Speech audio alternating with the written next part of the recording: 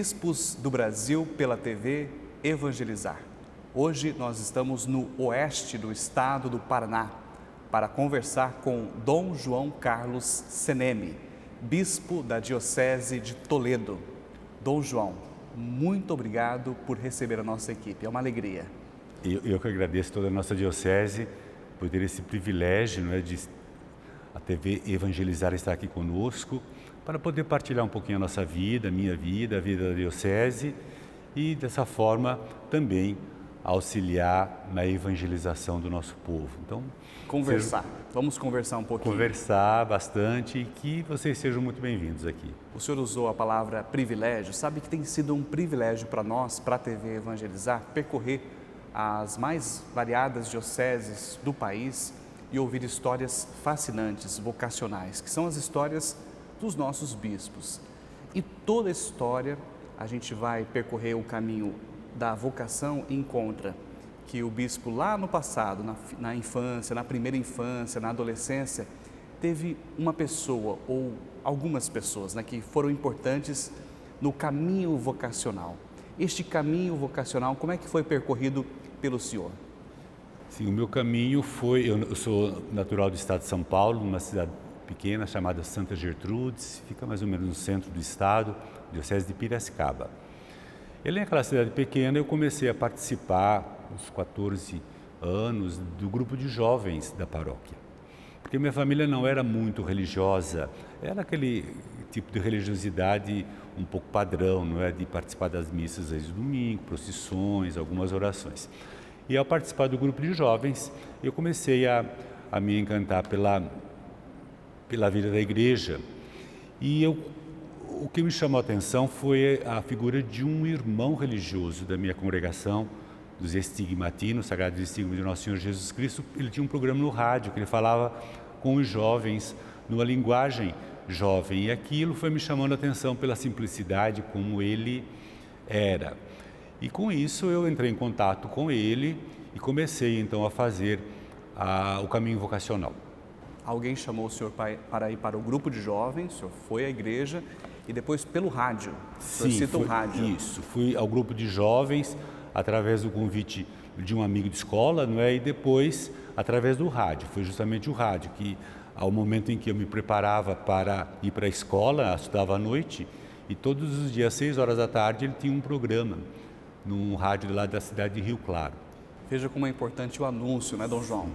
O anúncio da palavra, o chamado à vocação, esse despertar que veio pelo rádio, como o senhor cita. Exatamente, pelo rádio foi e é ainda um instrumento muito importante de evangelização. E ali eu fui conhecer, então, depois eu conhecendo a congregação, primeiro eu não tinha nem noção do que era congregação, vida secular, vida diocesana. Então foi aí que eu conheci este padre. E essa diferença de vida religiosa, vida consagrada, diocesana, até para nós que estamos dentro do ambiente católico, não é uma coisa tão simples de se explicar. O senhor é bispo, padre da congregação dos Estigmatinos. É uma palavra diferente, né? Sim, é uma palavra diferente. Então, e depois eu fui ver a minha história, porque Rio Claro e Santa Gertrudes, que é a minha cidade, são 5 quilômetros de distância. Então, foi sempre atendido pelos Estigmatinos que têm em Rio Claro a sua casa. E então, o casamento dos meus pais foi feito por um Estigmatino. Eu fui batizado também por um Estigmatino, que atualmente ele já está bem velhinho, é o bispo de Assis, em São Paulo. E depois também a primeira Eucaristia foi através de um Estigmatino. Então, a minha vida sempre foi marcada pela presença, sem entender direito o que era. Então, para nós, sim, é difícil, porque para mim só existia o padre que coordenava a comunidade e que rezavam as missas. Então, para mim, aquilo lá, aquilo que eu gostaria de ser, de transformar a minha vida. Depois, então, no acompanhamento vocacional, eu fui entendendo a diferença da vida religiosa e da vida diocesana. E aí que eu gostei mais ainda da vida religiosa, pelo fato de ser assim mais aberto, principalmente às missões, aí em outros lugares, fora um pouco do ambiente familiar, não é? E qual que é o carisma dos estigmatinos? Então, a minha congregação ela nasceu em Verona, na cidade da Itália, através de um santo, chama-se São Gaspar Bertone. Ele era um padre diocesano e ele funda esse grupo de padres, que na realidade o que ele gostaria era que esse grupo fosse o braço direito do bispo da cidade de Verona, num período assim muito conturbado da história da Itália, principalmente, que foi a Revolução Francesa. Depois da Revolução Francesa, a invasão ali da Itália por Napoleão, então uma cidade realmente difícil. Então ele formou um grupo de padres amigos e começou então a despertar ali o contato. Todas as necessidades do bispo esse grupo estaria atento. Então não era assim um carisma específico. Da mesma linha dos jesuítas, que era atento às necessidades do Papa, então ele quis fazer essa congregação. Então eles atendiam em missões populares, atendimento de confissões, na recuperação principalmente dos padres, dos seminários, né? Então ele é atento para aquilo que o bispo precisasse, ele sabia que ele tinha ali a comunidade de São Gaspar para poder auxiliar. Uma comunidade de apoio à diocese, apoio ao bispo. De apoio aos bispos. E daí ele as coisas foram vindo assim devagar na vida dele, porque ele não queria fundar um grupo, uma congregação, ele só queria fazer esse trabalho. E aí um padre, naquele tempo que o exército de Napoleão tomou muitas igrejas, não é? Transformou, por exemplo, a igreja onde foi fundada a congregação era dedicada aos estigmas de São Francisco. Então os padres já eram conhecidos, vamos lá nos padres dos estigmas. E depois, então, quando ele morreu, a congregação não tinha nome, então o primeiro companheiro dele associou ao nome que queria dar a esse, dos estigmas, só que não de São Francisco, porque nossa espiritualidade ela é inaciana e não franciscana. Então, os estigmas de nosso Senhor Jesus Cristo. Então o nome veio praticamente dado pelo povo. Então, estigmatinos não é por causa, não significa estigmas de São Francisco de Assis. Os estigmas de nosso Senhor Jesus Cristo, são as chagas, são as chagas de Jesus. Então, porque tem gente que confunde, né? Sim, é porque São Francisco, ele pediu que ele recebesse a graça de ter os estigmas de Jesus Cristo, que Jesus Cristo teve na cruz. Então, ficou famoso por São Francisco ter os estigmas de Jesus. Então, aí ficou os estigmas de São Francisco, mas numa espiritualidade dele. A nossa já não, a espiritualidade de Santo Inácio, né, um pouco mais aberta, e depois, por causa desse amor que ele tinha ao sofrimento de Jesus Cristo. São Gaspar Bertone foi canonizado por João Paulo II, São João Paulo II. Sim. E interessante saber, não sabia, confesso, que os milagres para o seu processo de beatificação e canonização foram reconhecidos em solo brasileiro. O primeiro milagre foi ali na cidade de Ribeirão Preto, através de um padre estigmatino, não é? Que ele estava bem doente, aí através da oração e de um sinal do fundador, ele acabou se recuperando. Depois foi em São Paulo também, com um médico. Isso revela a forte presença da congregação no nosso país. Sim. A congregação veio para cá em 1905, 1910, e daí que eles começaram, primeiramente, a congregação, o caminho de Deus. Ela foi enganada por um padre que veio para cá, e depois não havia aquela missão que era designada dos estigmatinos, e através de uma amizade, porque o primeiro fundador dos padres combonianos foi um estigmatino. Então, através dele, os padres foram em São Paulo, através dos combonianos, e o primeiro lugar que teve a fundação estigmatina foi aqui em Castro, no estado do Paraná, Castro e Tibagi. Dom João Carlos, me tira uma curiosidade. Então, o senhor é um bispo que vem de uma congregação religiosa. Quando uma pessoa que quer fazer a experiência vocacional num seminário procura o bispo, procura a Diocese de Toledo, o bispo recomenda um seminário da diocese ou da congregação? Eu faço assim, quando vem, normalmente, aí vai fazer aquele processo de discernimento, né, para ver um pouco das aptidões. Aí, normalmente, aqui, nós sempre oferecemos, quer dizer, a indicação para o seminário diocesano, não é? Agora, se a pessoa tem uma aptidão, já almeja alguma coisa da vida religiosa, então, aí nós fazemos o encaminhamento também para a congregação, para a minha congregação. Bastante tranquilidade esse processo. Não disputa. Não há disputa. Que inclusive nós temos aqui no Diocese a presença dos agustinianos descalços, que têm vocações daqui, os palutinos, que nós temos inclusive 2 paróquias, os palutinos aqui também, eles têm várias vocações que nasceram ali e que foram, normalmente tem essa ligação com a pessoa, não é? Por exemplo, se eles conhecem um padre lá na paróquia que é palutino, normalmente eles se encantam com o jeito de viver e vão fazer a mesma coisa, como eu com esse irmão que eu conheci. Alguns nomes conhecidos na congregação, por exemplo, Dom Moacir José Witt, arcebispo de Curitiba, que faleceu, era da congregação. Sim, ele foi provincial da minha congregação, foi também do Conselho Geral. E quando eu fui, a primeira nomeação que eu tive foi ali, justamente, não sei se ele ajudou ali a interferir, e o primeiro trabalho que eu fiz, que ele fui nomeado bispo auxiliar de Curitiba e trabalhando e morando com o Dom Moacir. Então, para mim foi uma alegria muito grande. Eu já o conhecia, mas não havia, assim, muito contato, porque ele ficou bispo muito cedo.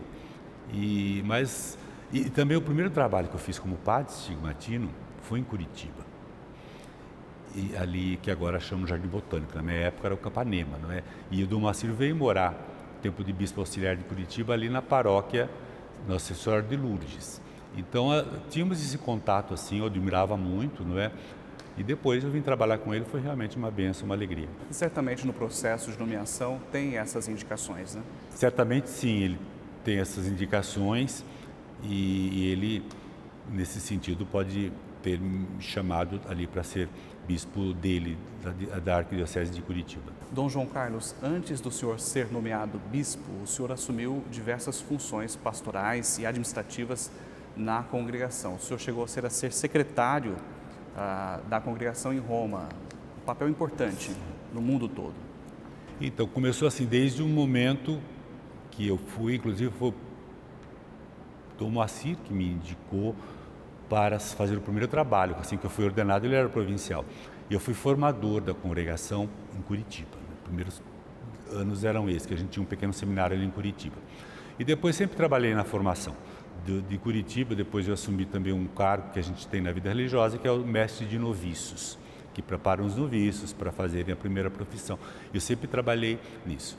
E nesse período também fui chamado para ir para Roma. Primeiramente, para dirigir, se formou uma casa dos padres que vinham estudar, estigmatinos que vinham estudar em Roma, de vários países. Então eles me chamaram para coordenar essa casa por 2 anos. Eu coordenei essa casa na Cúria Geral mesmo, em Roma. Padres que vinham da África, da Tailândia, não é? Das Filipinas. Então nós formamos uma comunidade ali. Depois eu voltei para o Brasil e imediatamente fui eleito para o Conselho Geral da Congregação. Eu trabalhei ali, então, nesse período todo de Roma, por 8 anos. Sempre aí eu tive contato, foi bom porque o contato com o mundo, não é? Que a gente, quando fica no Brasil, só tem contato com a nossa realidade. E nós fomos abrir um pouco o horizonte para as várias realidades. Então, foi um período muito rico de aprendizagem, de vivência, vivendo em Roma, mas esse contato com vários países do mundo. Muitas congregações hoje vivem um período de crise vocacional. Como é que está a realidade dos estigmatinos? Então nós temos, a crise acontece mais, por exemplo, nós temos a congregação que foi antes para os Estados Unidos, ela está quase reduzida a 5, 6 pessoas já bem idosas. Na Itália também existe essa crise vocacional. Agora nós temos, por exemplo, na Ásia, Tailândia, Filipinas, Índia. Então há um aumento e na África também e no Brasil, que sempre teve essa presença no Brasil. Mais o Brasil, nós temos uma crise agora no Chile, não é? Com vocações que diminuíram muito por causa da crise toda do Chile. Mas assim, a igreja no Chile vive uma crise. Vive uma crise forte. Por causa disso. Então foram afetadas também as vocações. Mas no Brasil sempre tivemos grupos bons de seminaristas, não é? Então, Brasil, Ásia, África ainda é um espaço de vocações muito grande. Dom João, no início da entrevista, o senhor falou do despertar vocacional que ocorreu por causa de um anúncio no rádio Um padre que tinha um programa no rádio, anunciava a palavra e o senhor teve esse despertar vocacional. Hoje, na vossa avaliação, os jovens entendem o nosso chamado como igreja? Eles estão nos escutando? Tanto é que hoje somos um padre aqui que é atento a esse trabalho vocacional. Aí hoje o caminho muitas vezes através das redes sociais, não é? Rádio, a gente mantém um programa que ele vai em todas as rádios da diocese, mas o jovem mesmo eu percebo que é através desse caminho, esse contato, e também o contato pessoal. Então nós temos sempre nas paróquias esse contato pessoal, um grupo de leigos, não é? Que vai ao encontro dos jovens. E aí desperta, tanto é que nós temos um seminário menor, ainda com adolescentes, mantemos o seminário menor com adolescentes ainda, a partir dos 14 anos, né? Eles fazem o ensino médio. A diocese, você está falando? A diocese. A diocese paga daí para o adolescente estudar? Sim. Ele ganha uma bolsa, não tem custo nenhum? Não tem custo nenhum. Eles vêm, aí eles fazem curso num colégio particular de Marechal Cândido Rondon e moram em Quatro Pontes, que é uma cidade relativamente perto uma da outra, não é?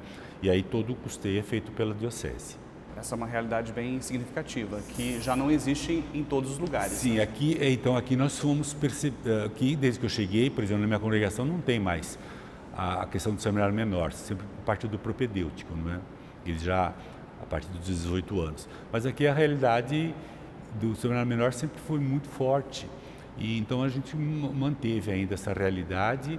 Temos padres que trabalham com jovens e eles vêm ali fazer esse primeiro período de experiência e esse seminário que nos mantém também o que vem depois, na filosofia e a teologia. Então, o seminário menor para nós é um ponto exigente, não é? Hoje com todas as restrições, principalmente com relação ao acompanhamento de adolescentes e menores de idade, não é?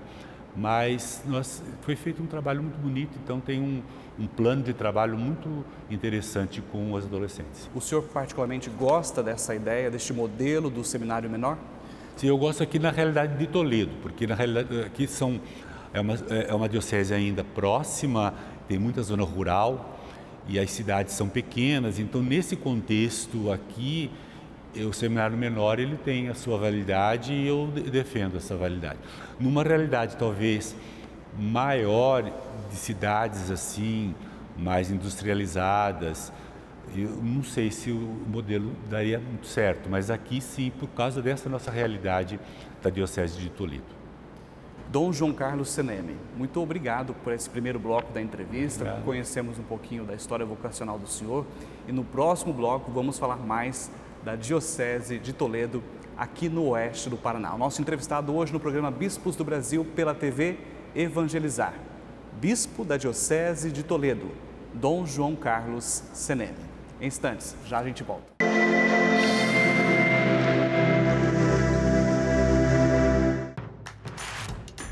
Não perca mais nenhum vídeo da TV Evangelizar. Inscreva-se agora.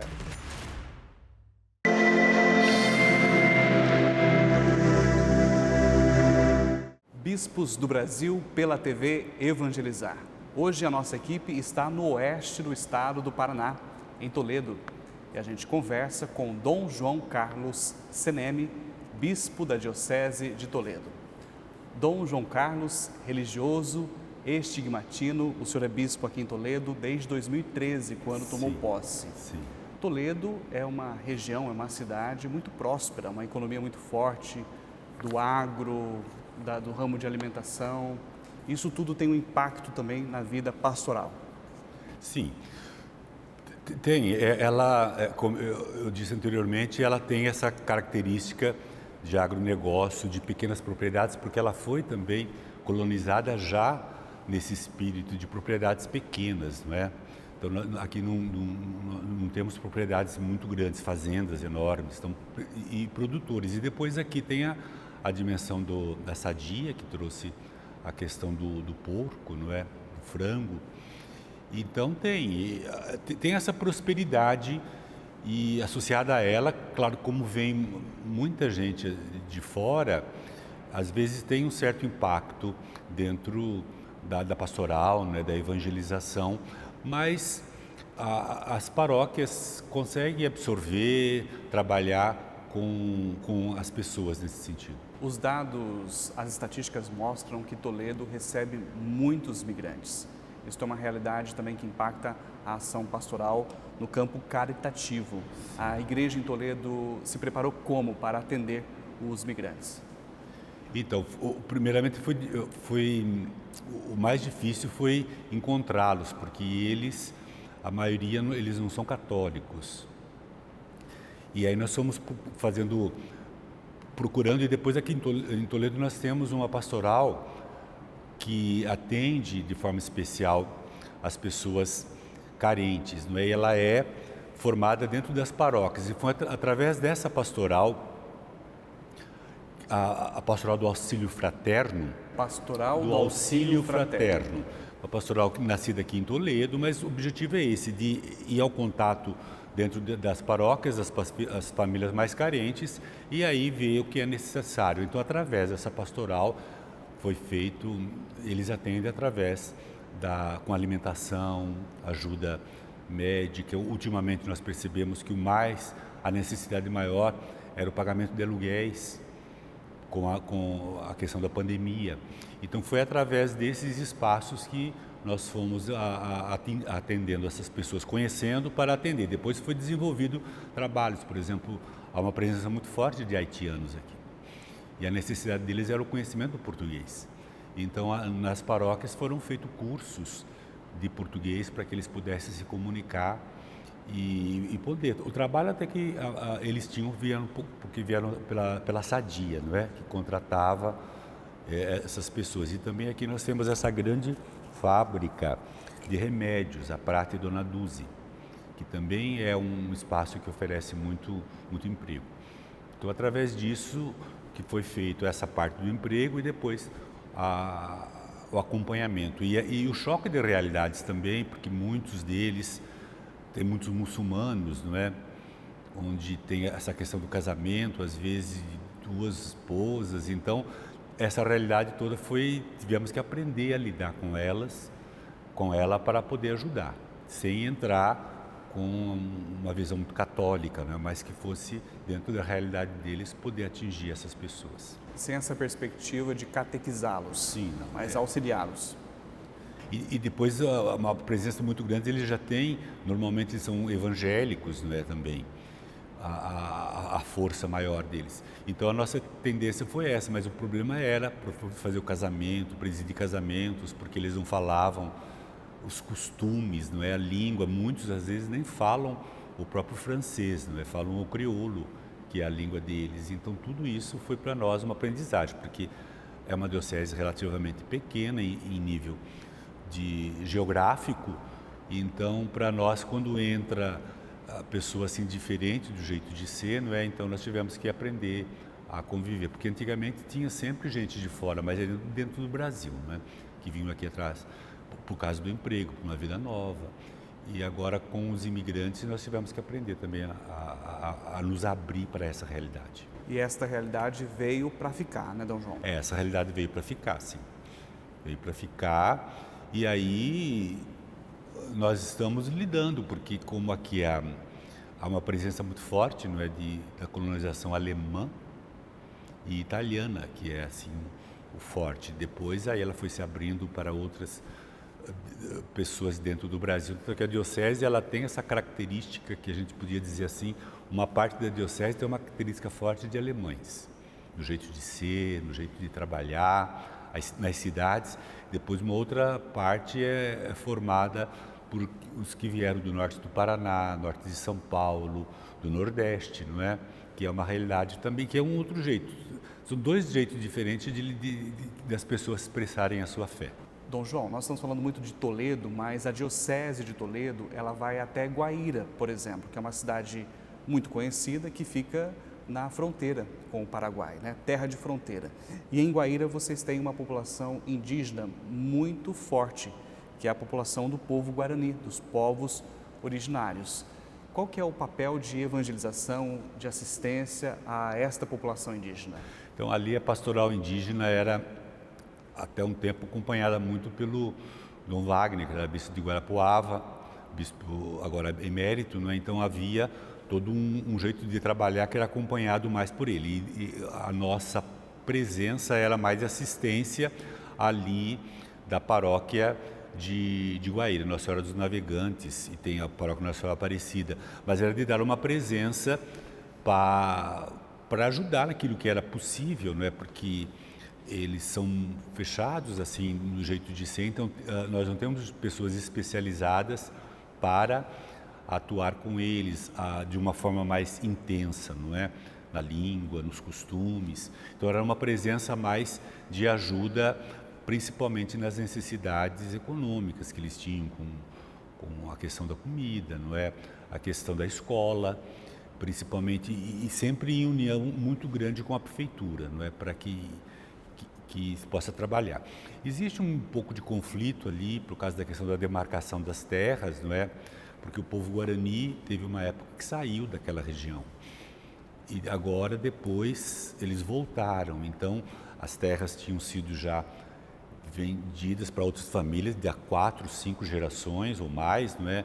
Então nós estamos ali acompanhando, esperando também que do governo federal haja essa demarcação para que a gente possa atuar. Mas o nosso trabalho é mais de acompanhar a vida desses indígenas que tem tanto ali como em Terra Roxa.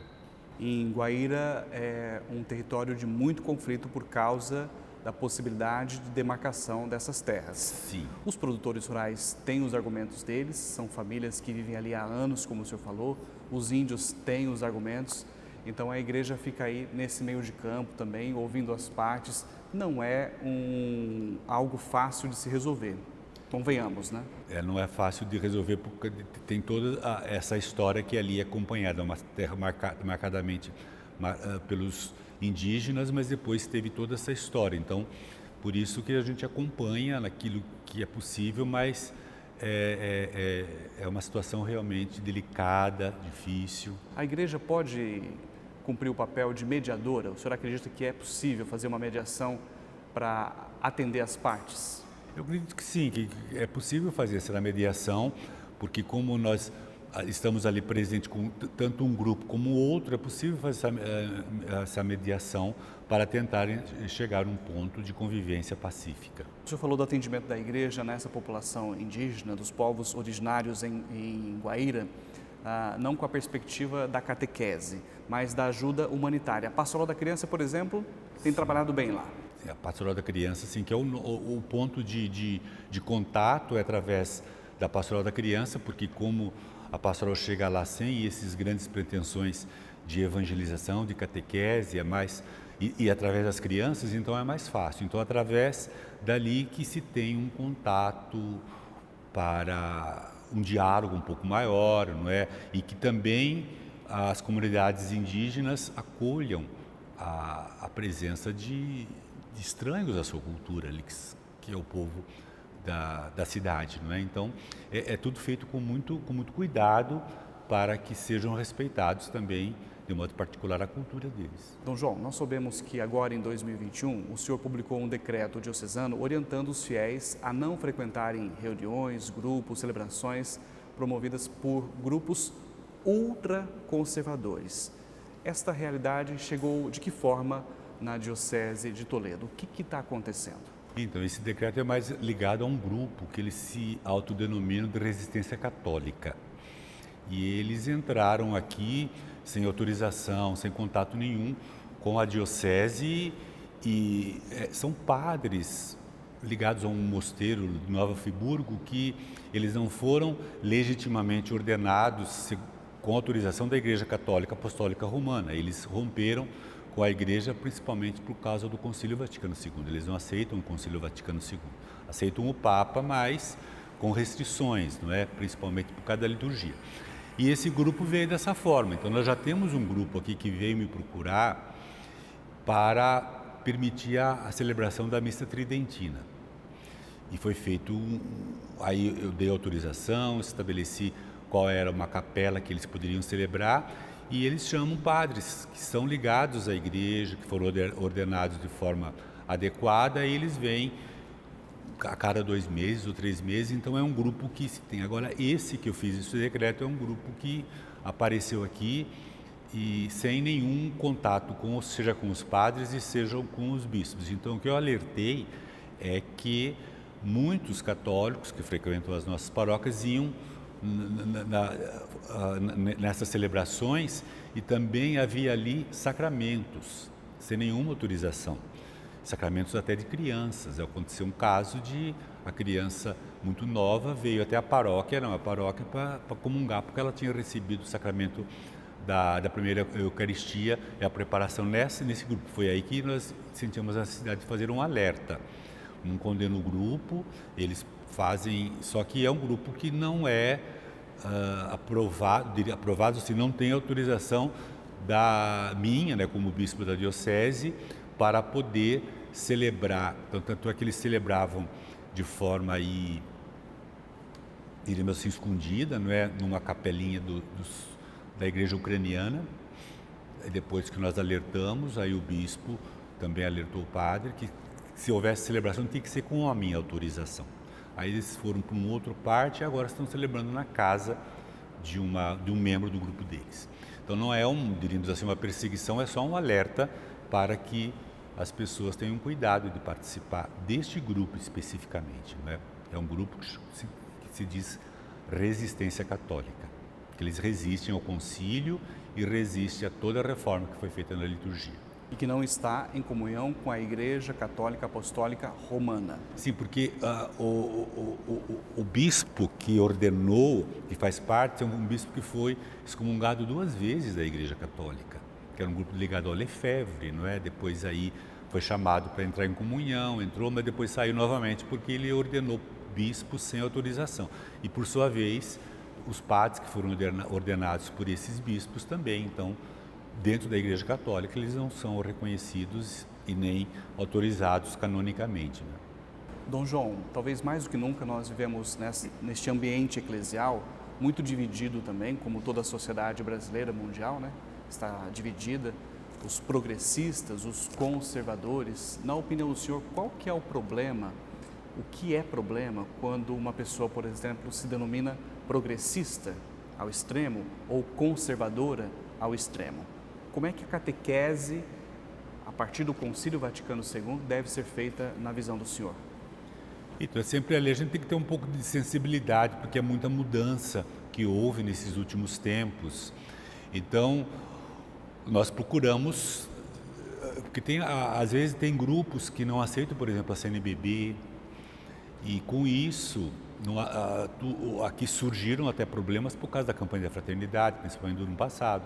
Então, esse problema que o diálogo é muito difícil, porque alguns grupos se intitulam teólogos e que sabem mais do que o bispo, sabem mais do que o Papa, não que nós tenhamos o conhecimento, mas devido a todo o estudo que fazemos e tudo mais. Então, o problema que eu acho mais difícil é o diálogo entre a igreja, diríamos assim, a diocese, no nosso caso, com alguns grupos conservadores, não é, que tem dificuldade, e depois eles vão à internet, não é, e começam a ler os documentos a partir do ponto de vista deles, então cria muito conflito. Então a abordagem é sempre de tentar conversar, mas o diálogo não é muito fácil. Alguns desses ambientes são muito atrativos, atraem muita gente. O papel do bispo nesse sentido de falar, de educar o povo de Deus, o senhor tem direcionado de que forma esta pedagogia? Então a gente procura falar, por exemplo, quando há alguns casos que é extremo, que há muita polarização, principalmente dentro do nível da Igreja Católica, não é? Então nós chamamos as pessoas e tentamos conversar para ver qual que é o impasse, mas como eu disse, às vezes o diálogo é difícil. Então a orientação que damos para os padres é seguir aquilo que nos diz a CNBB, não é? E de poder dizer que o caminho, nós queremos sempre uma caminhada que ela seja em comunhão com a igreja, nunca uma caminhada que seja separada da igreja, mesmo que haja esses conflitos. Então, as pessoas, o que nós dissemos por final seria isso: olha, a caminhada da igreja é essa, e nós vamos a caminhar de acordo com a orientação do Papa, a orientação dos nossos bispos. e por isso que não há, assim, conflitos fortes. Há alguns grupos que se intitulam, então, que querem olhar a visão a partir de uma ótica. O senhor citou a questão da missa tridentina aqui no território da Diocese de Toledo. Recentemente, o Papa Francisco publicou um decreto, uma normativa orientando a priorização a partir do Concílio Vaticano II, né? Prioridade e celebração litúrgica a partir do modelo proposto pelo Vaticano II. A opinião de Dom Carlos Seneme sobre a missa tridentina. Bem, eu não fui formado dentro desse espírito. Quando eu comecei a estudar, sempre foi já na língua em português, não é? Dentro do que nós chamamos da reforma feita por Papa Paulo VI a partir do Concílio Vaticano II. O que acontece é que havia esse grupo e aquele documento antes que foi feito o Papa Bento, que nós como bispo devíamos dar assistência aos grupos que queriam, né? A ideia seria aquelas pessoas que já conheciam essa espiritualidade e que gostariam de pelo menos usar essa espiritualidade como riqueza. Nós deparamos que a maioria são muito jovens, que não participaram, que não têm essa história, mas como era possível, então eu dei autorização para esse grupo existir, para esse grupo fazer algumas celebrações. Eles não conversei com eles, não há um rompimento com a liturgia da reforma, né? A liturgia que foi atualizada, sou Paulo VI, mas eles queriam celebrar isso, então eu permiti. Agora, com o documento novo, o Papa então deu muitas orientações e decisões que para nós foi uma bênção, porque era muito complicado isso, porque o grupo existia, se a gente não desse permissão, eles recorriam lá à Santa Sé e, por sua vez, o bispo era quase que obrigado a permitir. Então, com isso... Ficava uma disputa canônica judicial interna na igreja. Exatamente. Com isso, o Papa deu autorização aos bispos, nos orientando para que esses grupos que já existiam, que permaneçam, mas que grupos novos não. Que não surja grupos novos e autorização. Até aqui na Diocese não temos nenhum padre que siga essa espiritualidade. É mais esse grupo, que é um grupo relativamente, não é muito grande, né? Aí vem padres, então, de alguns institutos que vêm de fora para poder celebrar. Então permanece a autorização? Permanece a autorização, porque é isso que é a orientação do Papa, para os grupos que já existiam, que celebravam, que eles permaneçam, mas que não cresça e nem... Não tenha novos grupos. E que não exista novos grupos, só com autorização da Santa Sé para poder surgir novos grupos. Dom João Carlos Seneme, nós estamos num tempo de muita turbulência, muitas carências, necessidades físicas, materiais, mas também espirituais. E o papel do bispo é cada vez mais desafiador. Atender a população, a essas necessidades físicas, como eu disse, mas a gente percebe que as pessoas estão recorrendo cada vez mais à igreja para ter um atendimento também espiritual. Muita gente com seríssimos problemas de saúde mental, por exemplo.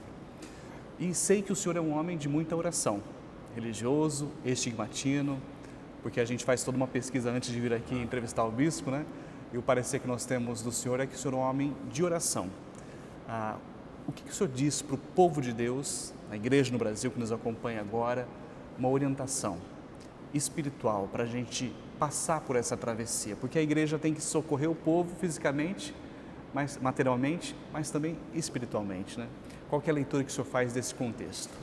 O contexto, ele foi duro no começo, né? Porque não sabíamos como fazer, mas depois nós percebemos que a criatividade do nosso povo é muito grande, então foi feito, o valor que a gente descobriu foi a questão da comunidade doméstica, não é? Nas casas, onde as pessoas aí criaram esse espaço, principalmente através da comunicação, através da internet, as missas sendo celebradas e as pessoas podendo participar em casa. Então, o que nós percebemos, que aconteceu comigo também, de haver um pouco esse voltar para Deus de forma mais intensa e ali descobrir aquela riqueza, Ele que sustentava a nossa vida. E eu acredito que foi isso, essa grande riqueza que aconteceu aqui na nossa diocese. Eu percebo que quase em todo o mundo, né? Essa redescoberta do poder da palavra, não é? E também a força dos leigos ali, porque antigamente se dependia muito do padre, né? O padre que vai rezar a missa, é o padre que vai nos orientar, e as pessoas começaram a descobrir que eles tinham acesso à palavra dentro de casa, não é? E essa palavra trouxe um conforto muito grande para superar essa situação, e isso eu penso que vai ficar. Crescemos. Vai crescer. Nesse sentido, acho que nós saímos mais fortes dessa pandemia, aprendendo esse modo de ser. E aí, então, dentro dessa espiritualidade, eu percebo, o convite é sempre esse, de olhar a nossa vida, mas sempre no encontro com a palavra, e aí nós vamos descobrir ali uma força que não pode parar, e a igreja, nesse sentido, vai sempre se sentir muito alicerçada. Dom João, muito obrigado por nos receber nesse momento aqui, importante de diálogo com o Bispo de Toledo, no oeste do Paraná. Foi uma alegria, a gente percebeu no senhor muita disposição em servir, em comunicar a palavra, porque os tempos são desafiadores, mas o senhor sabe o que está fazendo, a gente percebe isso. A gente agradece de coração. Eu gostaria de pedir uma oração para o povo de Deus, que o senhor rezasse para nós, para a nossa equipe e para quem nos acompanha. Eu que agradeço a oportunidade, como eu disse, é um privilégio realmente de vocês estarem aqui, não é? Para conhecer um pouquinho da realidade aqui da nossa diocese, do oeste do Paraná, um povo fervoroso, um povo que vive a sua fé, não é? E que tem as suas tradições. Nós até agradecemos a Deus porque nós temos, acho que uns 80% da nossa população aqui é católica, não é? Além de dar uma presença muito boa com as igrejas evangélicas, que nós temos um contato grande, um diálogo muito bom. Então eu deixo para vocês essa mensagem de diálogo, de caminhar juntos, um pouco a palavra que o nosso Papa fala sobre a sinodalidade hoje, não é? Que a nossa igreja não é numa linha democrática, onde se decide, um vai para um lado ou vai para o outro, mas é buscar uma vida que seja refletida a partir do Evangelho. Então, com isso, eu deixo para vocês a bênção de Deus. Então, rezo aqui de modo particular. Senhor Deus, que sois o nosso Pai, e nos mandastes o vosso Filho como presente para recordar a sua misericórdia. Então eu peço que todo o nosso povo que nos acompanha, de modo especial o povo da Diocese de Toledo, seja abençoado, fortalecido na fé, e para que possa, nos momentos de dificuldade, perceber a força que vem só de vós. Isso tudo eu vos peço através da Santíssima Trindade, em nome do Pai, e do Filho e do Espírito Santo. Fiquem com Deus e obrigado por essa oportunidade. Amém. Muito obrigado mais uma vez. Como é bom ouvir os nossos pastores, os nossos bispos do Brasil. Essa e todas as nossas entrevistas estão disponíveis no nosso canal no YouTube, pela TV Evangelizar. Até a próxima.